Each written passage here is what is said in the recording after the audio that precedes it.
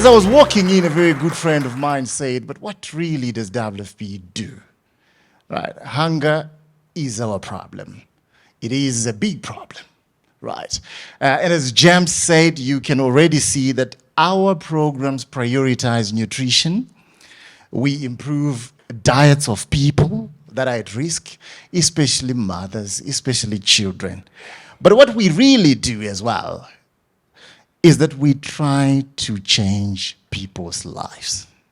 In fact, we've had a bit of success. We do change people's lives. And it is a core element of WFP's work to end hunger.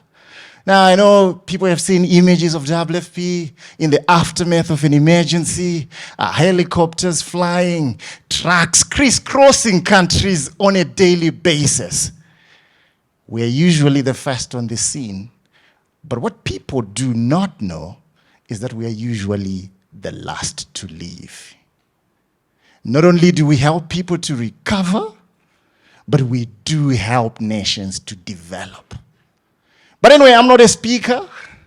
I'm just here to bring you my very lovely Deputy Regional Director, Adeyinka Badejo. She looks after operations in 12 countries here in Southern Africa. She was most recently in South Sudan. She has had stints in Syria, in Côte d'Ivoire.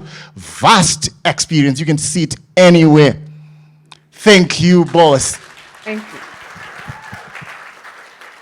I'm also here to bring out our regional director who nudged us to go in this direction. He thinks out of the box. He's not content with emergencies. He's not content with just doing things the usual way. He loves development. He's affectionate and passionate about the continent, and an all-time optimist of the continent. Menghestab Haile, WFP's Regional Director.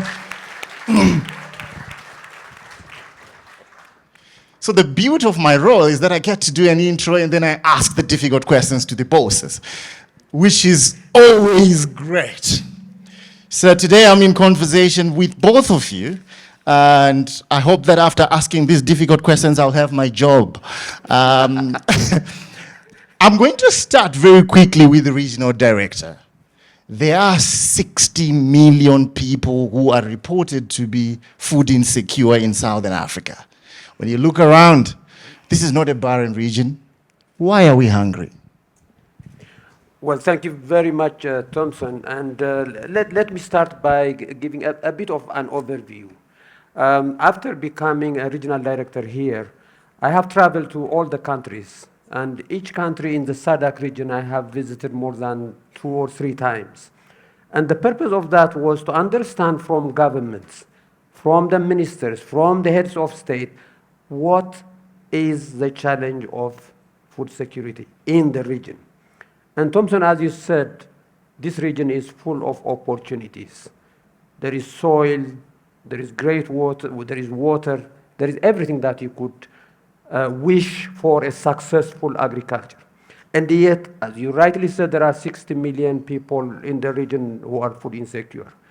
Now, by talking to the ministers, talking to the partners, talking to the UN in each country, I understand there are 4 points that we need to consider. 4 points. Number 1, the food systems that we all are dependent are not sustainable. I say this because it is dependent on smallholder farmer, rain-fed agriculture. Now, even if there was no climate change, even if there was no COVID, even if there was no other challenge, this region will be still food insecure if this is the way we produce food. So what we need is we need to transform agriculture. The second problem in the region is unemployment. Wherever you go, if you talk to ministers, you talk to presidents, their challenge is unemployment, high unemployment. Third, the unemployed people those young people are not interested to work in agriculture, and you cannot blame them because agriculture is not profitable. The fourth element is about evidence. Governments and us, all of us, we don't have the evidence that are required to make decisions. So, Thompson, to conclude, the food insecurity is a multifaceted problem, a combination of issues that are impacting on our continent. And if we don't transform agriculture, and that is the reason why we wanted to talk to the private sector, we wanted to talk to the investors, because agriculture must be transformed. To transform agriculture, then we must avail financing, we must reduce the risks, we must avail the markets. And that is what we will be focusing together with the audience here. Fantastic. Adeyinka, let me quickly turn to you. Considering what the regional director has just said, you recently came from a multi-country trip that took you to the Democratic Republic of the Congo, Mozambique, Madagascar, and Angola. What did you see? Thank you, Tomson. And let me say a good morning to all our guests here today. It's wonderful to have you with us. And I'm very excited to talk about what we do in the World Food Programme. I've been with WFP since 2001. I joined WFP in 2001. And I joined because I felt this personal calling to try to make the world a better place. And also World Food Programme because I am passionate about food. And I think, as the resident coordinator said a few minutes ago, it is really unconscionable in a world of plenty that some people do not have enough to eat or go to bed hungry. My first assignment with WFP was in Afghanistan, 2002. I spent 4 years in Afghanistan. And I was really proud of that assignment because, and if you rewind back to that time in Afghanistan, this is when the country was sort of coming out of the Taliban control. And it's very sad today to see that all of those gains have been reverted. But one of the things that we achieved when I was there was we were able to bring 2 million children back to school in partnership with other actors like UNICEF through our school feeding program. So this is the power of food, and this is the power of what WFP does. And my message today really is about food security is everybody's business. Let's see how we can turn the word hunger into something positive. I normally start my day with a cup of coffee. I typically don't take breakfast. Where is James? I'm not very good on the nutrition side, but anyway. So I typically don't take breakfast, but I start my day with a cup of coffee, and then by 11 a.m. I'm hungry. And, don't even come to tell me anything about work until I get something to eat. So imagine people that go a whole day without eating. So fast forward today, as Tomson said, I've just returned from a multi-country visit, which was very enlightening. And the reason why I undertook this multi-country visit is because I've recently joined WFP office in Johannesburg, the regional office that covers 12 countries. 6 months ago, I was in South Sudan, in Juba, another country in protracted crisis, conflict, no stability, intercommunal violence, etc. A large number of people, 4 million people internally displaced. So I'm coming from that context into the Southern Africa context, which is relatively peaceful and stable. So I felt it was important for me to travel to some of the countries that I'm supporting to see the situation. I started out in DRC. And for me, DRC, the way I define it is a beautiful tragedy.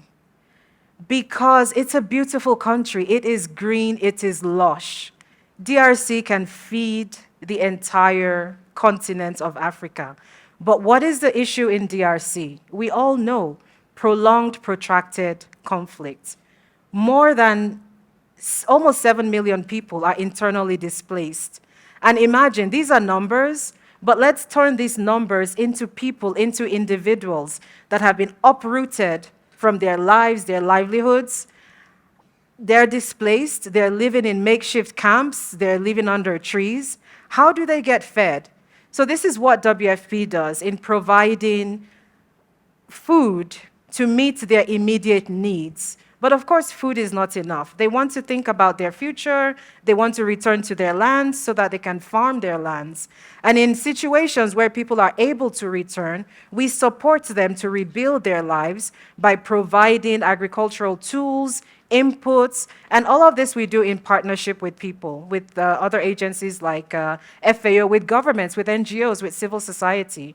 So these are some of the ways that we support people in meeting their immediate food needs when they have been faced by conflict. It could be by crisis, either conflict-induced, man-made, or climate, which is, sometimes outside of our control. And on the development side, as my colleague James had highlighted earlier, we also provide nutrition through our nutrition programs, either to treat malnutrition or to prevent. We also support governments to implement school feeding programs. And school feeding programs is about children.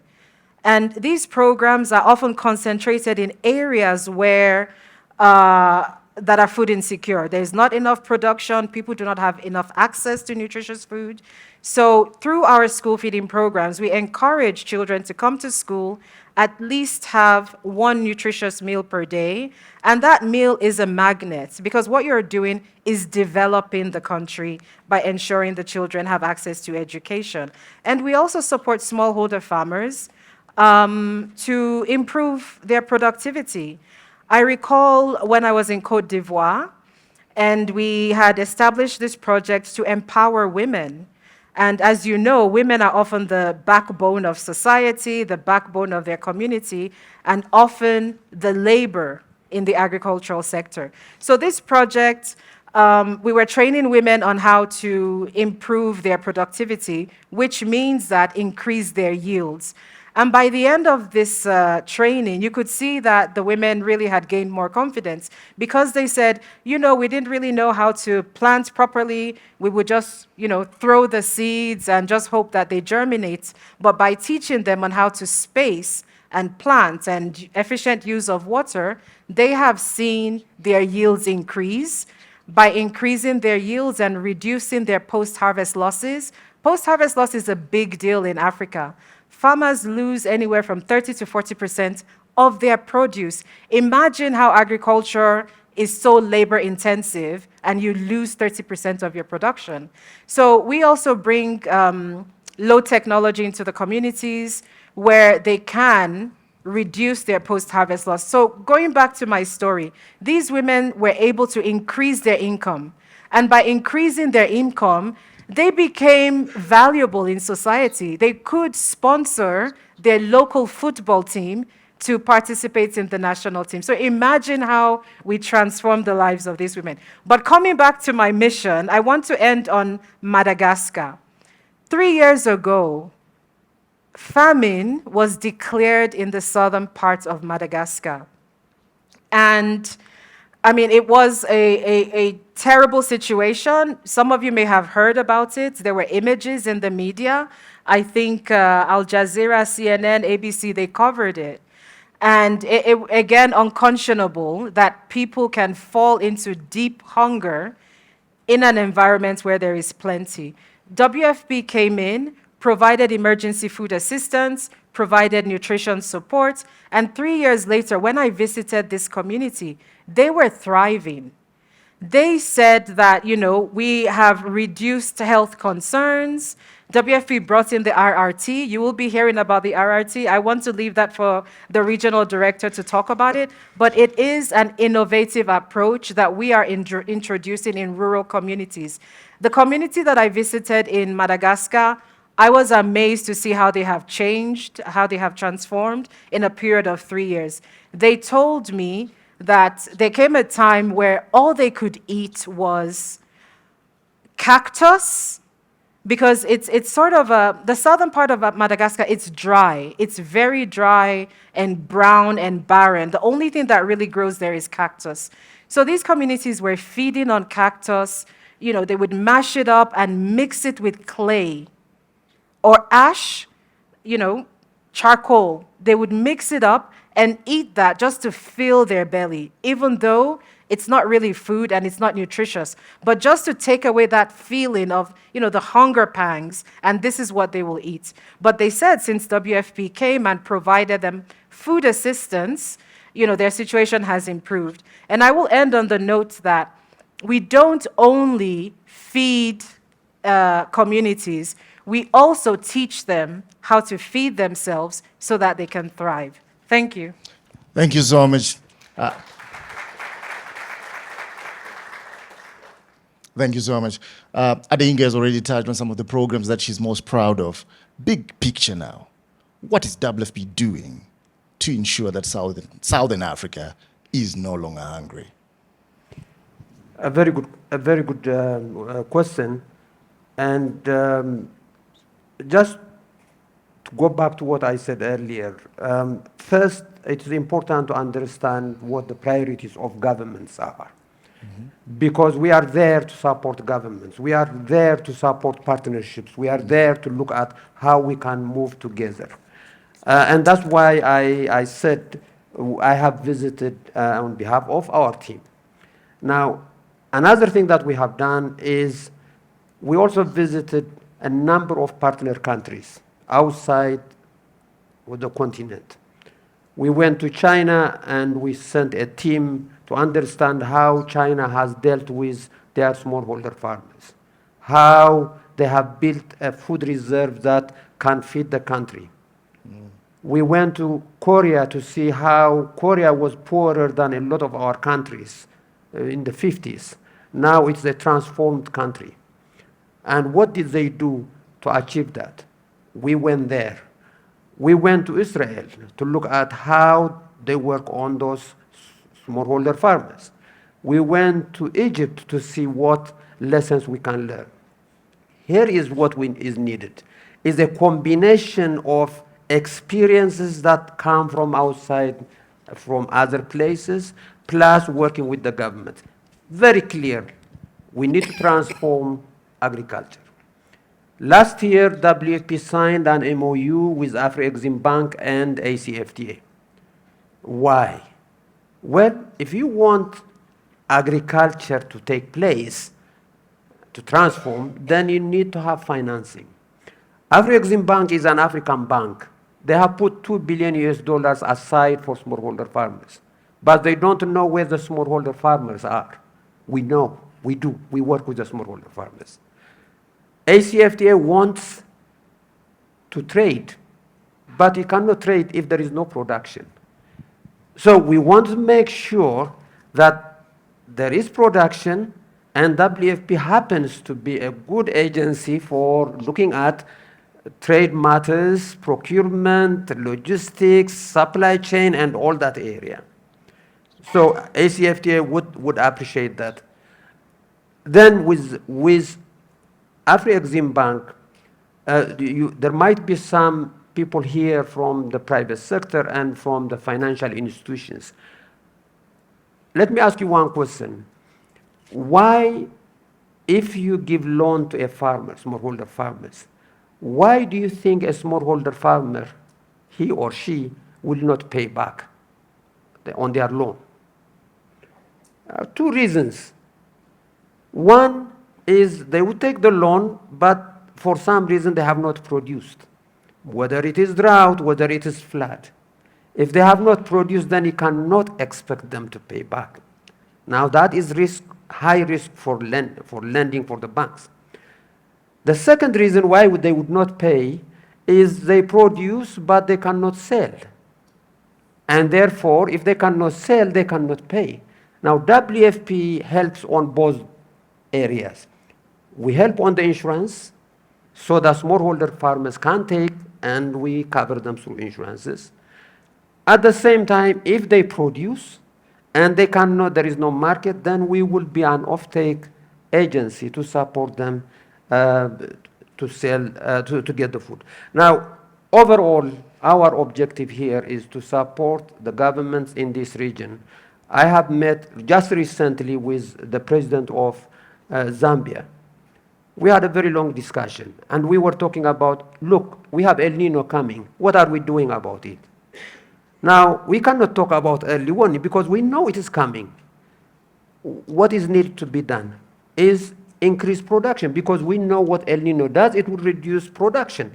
So if you want to increase production under El Nino, then you have to have irrigation, increase irrigation area. Now, WFP is working with the government to look at how can we, through the investments, through the IFIs, how we can increase production of during the El Nino period. So there are a number of programs, big programs that we want to work with the partners here, and these are questions that we all need to answer.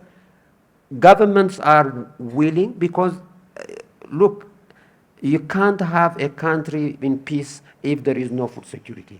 And this is clear in our region, and this region should be able to feed the region, the whole continent, but it is in what it is today. You've both touched on the climate crisis with references to El Nino. I was speaking to a farmer out of Zimbabwe today. They were telling me that it's extremely dry. We do have countries in this region that are going to face drought, floods, as well as cyclones. We're a few weeks away from COP28. To both of you, what is your message to world leaders, to the world, ahead of COP? I'll start with you, Adeyinka. Thank you, Tomson. When I think about, the impact of climate change, I mean, it's real. We're living it, we're seeing it. So our governments, have to take concerted action. We can mitigate, we cannot stop, we cannot stop the impact, but we can mitigate and adapt. And what we know is that there are solutions today, there are technologies, and there are practices that smallholder farmers need to start adopting. I really appreciate the regional director because he always reminds us, brings us back home on the role of governments in terms of ensuring the food security and the well-being of their population. So as we go to COP28, there are several messages to world leaders in terms of honoring commitments that have been made. We know that many countries in the developing world have contributed less, shall I say, or have lower emissions contributing to this issue.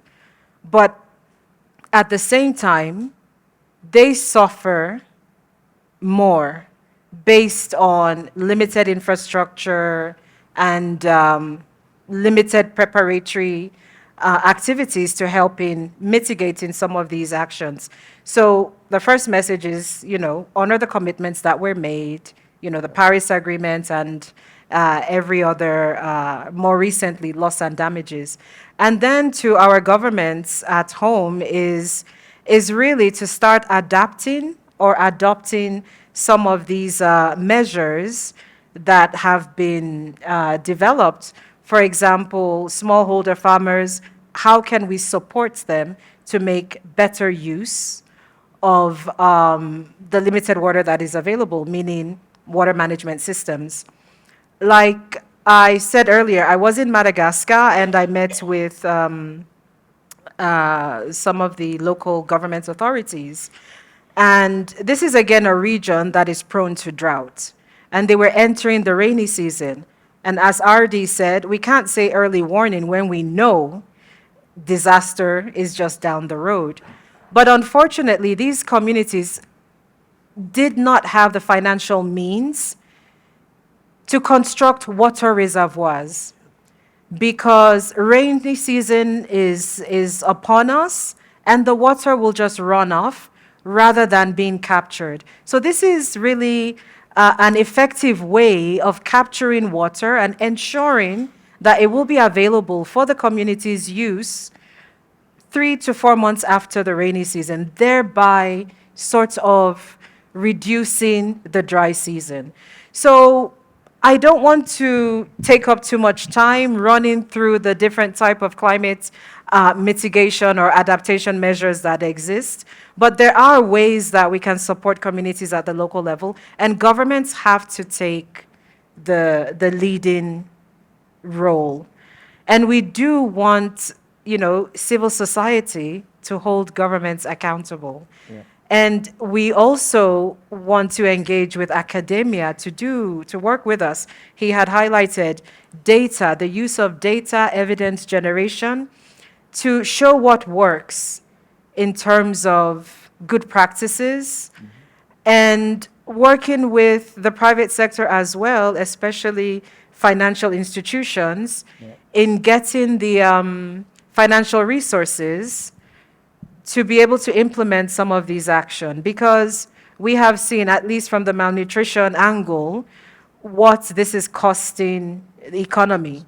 So as I said earlier, food security is everybody's business. And without food security, you can't have any type of security. Menghestab, your message ahead of COP? Well, thank you. I will be going actually with the senior WFP management, so I will be at the COP. I have two key messages, and these messages are messages that this region actually is not asking for help, but must be recognized. And these are one of the largest carbon sinks that exists, that is important in the climate change discussion, is the Congo Basin. Where is the Congo Basin? It is in our region. Instead of talking about planting trees, we should keep the trees that we have. Now, the world must compensate, must support these communities in those areas, because if we don't create alternative livelihoods for these people, they will cut the forests. They will burn the forests, and you cannot blame them.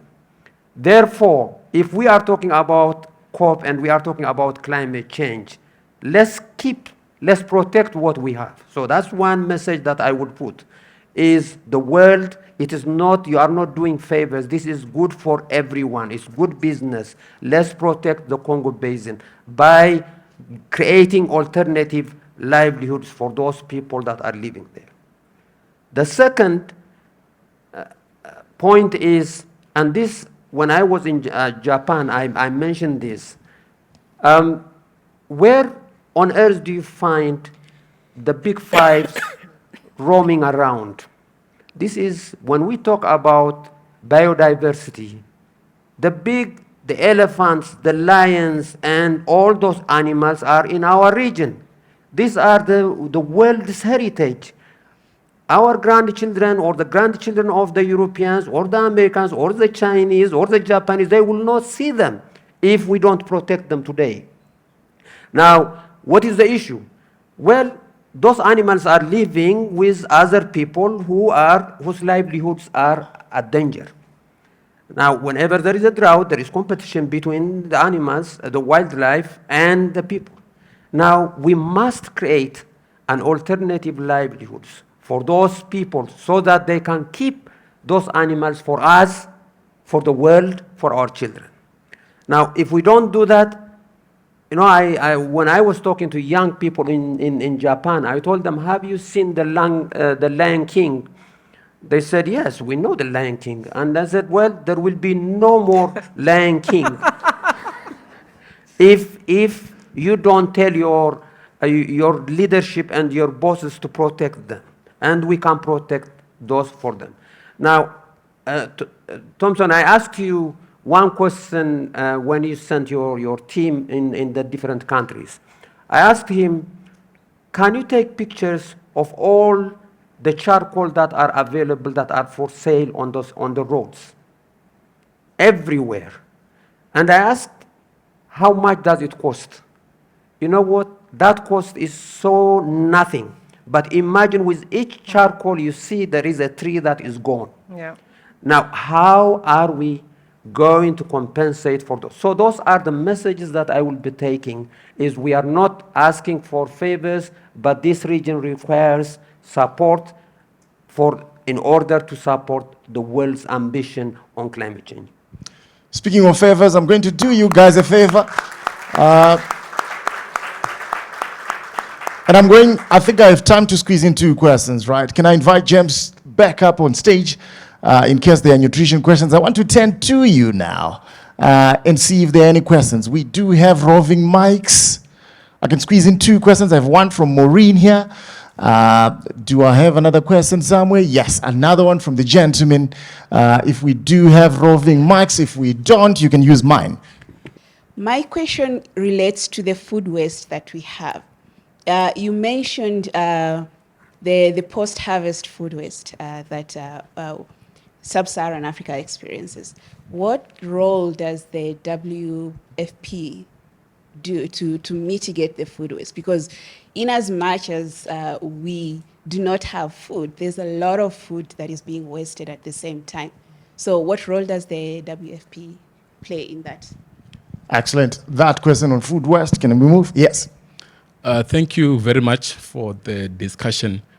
What I did not hear is really around the contestation on a political economy perspective on the global north and the global south, which we know that some of these issues continue to perpetuate due to that contestation. And until you solve it, all we're doing is piecemeals on the other end. And I would like to understand, where are we in terms of making that shift? Because really, if those top agenda issues are not sorted out, DRC will remain like that for as long as possible because it caters for the global economy's progress. Thank you. All right. Big question. If you can just identify yourself, sir. Okay, good to meet you. There's a final question at the back, and then we'll come back to the panel. Thank you, sir. Thank you, speakers, for what you've shared with us so far. For me, my name is Nkosi Mcinega. I'm from Amapisi Farmers here in South Africa. I just want to know what role will WFP play in terms of securing prime agricultural land. Okay. The example is this: in South Africa, 79% of our land is agricultural land, yet less than 10% is arable. Over and above that, the very same land is being utilized for other industries, such as your hospitality, your residential, and so on. So now, at the end of the day, we are trying to save the land for the generations to come, and yet we don't have the means of correcting such, which I believe is a mistake. Lastly, Director, thank you very much for mentioning the El Nino. My main concern, it goes beyond El Nino. My concern as a farmer and an engineer and a scientist, since 2005, there's been talks about the East Africa Rift Valley, and it's growing literally every day. Those are tectonic plates. So we are seeing Africa being divided into 2 different continents. What are we doing about it? Thank you. All right. Okay. I think 4 questions. Food waste, the political economy, north versus south. The big questions will go to the regional director. But in any order, really, you guys can chip in. Yeah, maybe I can take the political question that was mentioned. Now, I think sometimes we need to take responsibilities. When I speak to the different governments, it is in their hands to make decisions. And sometimes we say, well, they are doing this in Europe and so on, or trade and so on. But there are many things that we can do here. Now, COVID has taught this region a very good lesson. Because if you go to Angola, I went to Angola during COVID, and their supermarkets were closed because South Africa closed its borders. So they did not have food in their supermarkets. You go to Botswana, similar issues. Now, what has this region politically has now come up is we are on our own here in this region. We must produce, we must be self-sufficient for our region.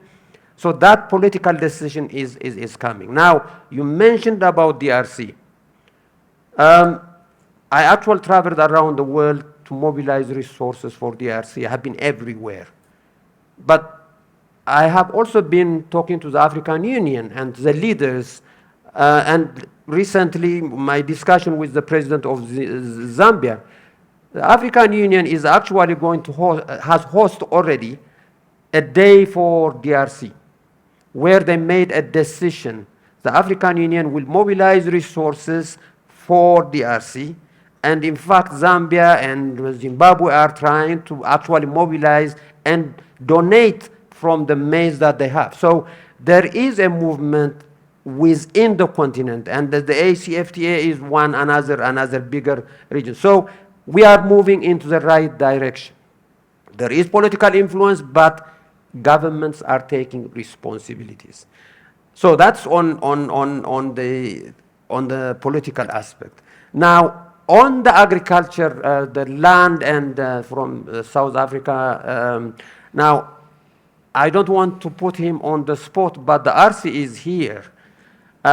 He is organizing, and under his leadership, we are actually, as FAO, IFAD, UNDP, and WFP, we are developing a proposal to actually look at what will be the solutions for South Africa, because those will be reflected in those questions, because this is beyond one agency. It requires, so RC, thankfully, he is leading this. Under his leadership, we are developing this. But if there are any points, I think the RC could also elaborate on this as needed. But I think just to give you that the confidence, this is the way we are looking. Now, just 1 minute for the food waste.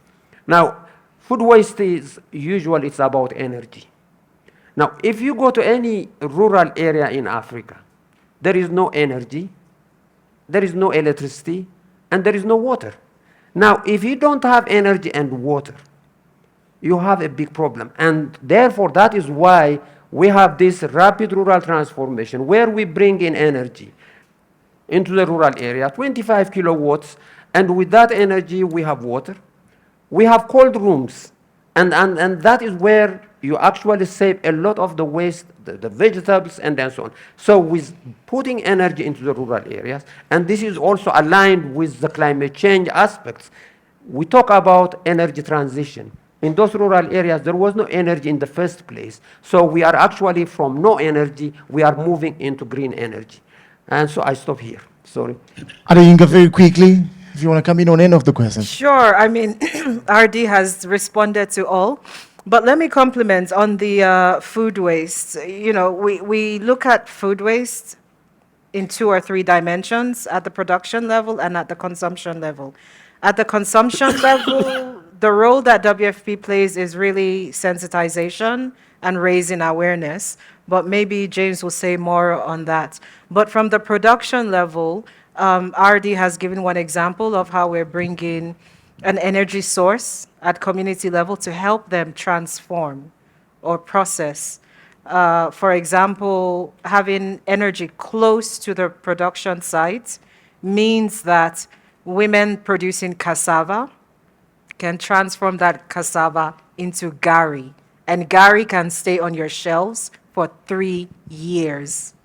So imagine what that means for a community that didn't have an energy source or the technology to convert or transform their production into a product. They're adding value and increasing the shelf life.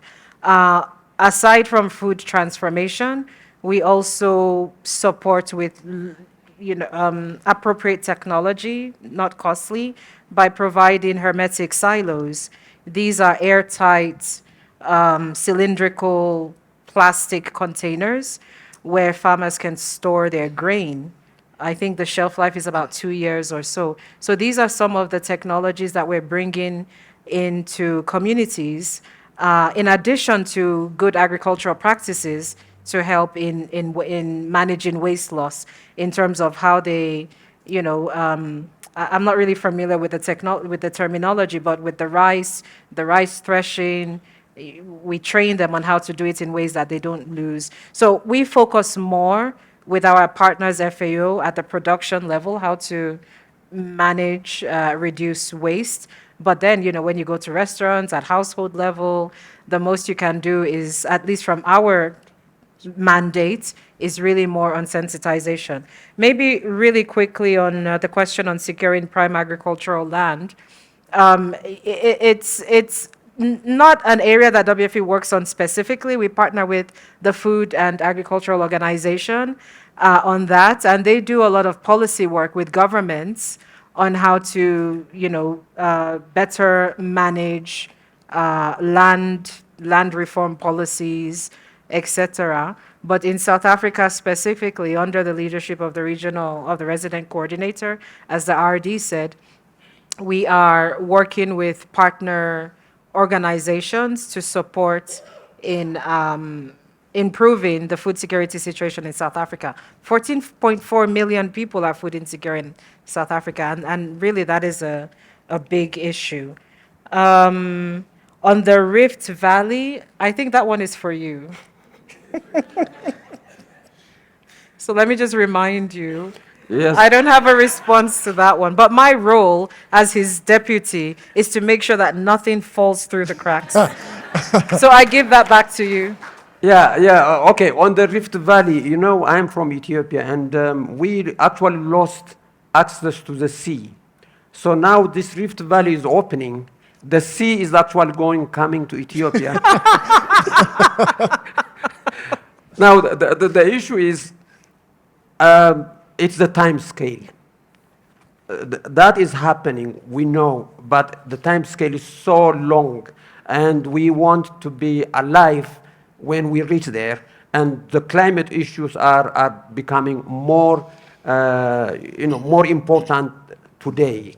But you are absolutely right, and I'm serious. When in Ethiopia we did say that, we say, okay, we don't have to fight with another country to get access to the sea. The Red Sea is coming back home. James, you're from Kenya. Are you from the Rift Valley? Sure. Yeah. I am from the Rift Valley, but I'll not comment on the Rift Valley. It has already been addressed. I think my comment or my input would be to contribute to the post-harvest loss issue.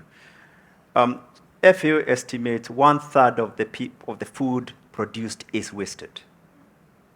So if we are able to really address the 1/3, we probably just need to really maintain that level of production. What is even sad is that much of what is lost has already undergone some value addition. It has been collected, picked, cooked, and then you find it in the dustbin. So it has used energy, it has used the preparation and all that.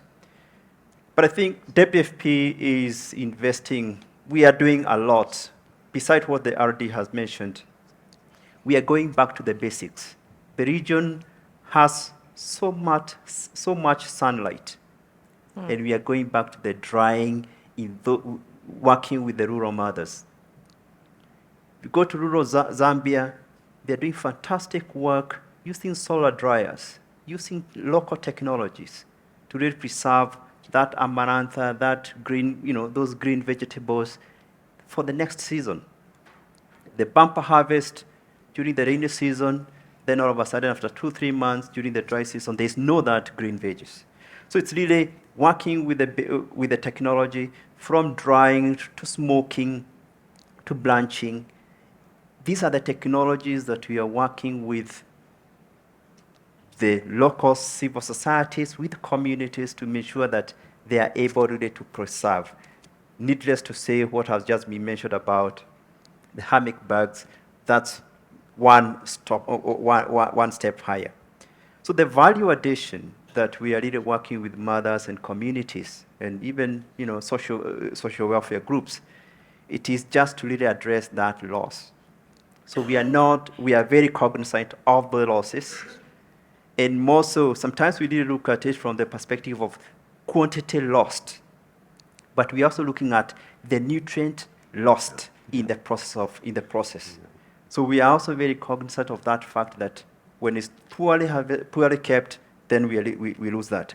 We're also working with smallholder, market systems to ensure that when the food comes from the market to the retailers, they don't lose it. So working also with storage facilities to ensure that at least that food remains fresh for a longer time and it can fetch a good market. So we are in that sector, of course, working very closely with the other stakeholders who are involved in that. Thank you.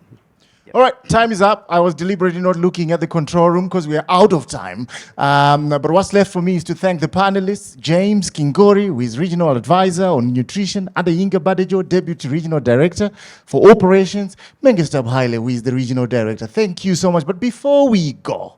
You have got your job. You are keeping your job. Oh, fantastic.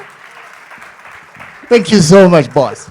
Before we go, we wanted to leave you. He spoke of mechanization. He spoke a bit about value addition. They touched on the RRT. They touched on energy. They touched on water. Really, when you see some of these smallholder farmers, I saw one expansive farm, a lot of production. And she said, everything that you see here is produced by hand, maintained by hand, harvested by hand, and you're looking at the hand. Wow. We really need to go to the next level.